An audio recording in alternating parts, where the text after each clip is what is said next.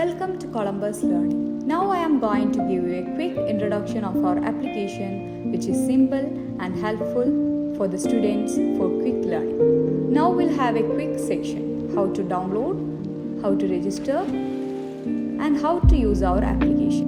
Please download the application from Play Store by searching Columbus Learning. Open the application after download. Then click on Sign Up.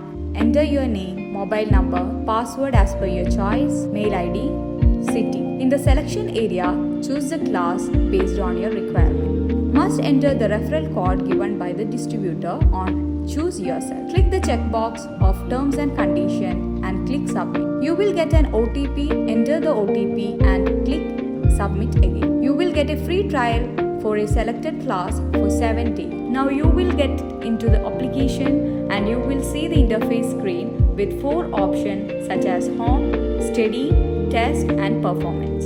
The home page is used to look into the complete progress of the application like total app usage, total module visited, total quiz attempted, etc.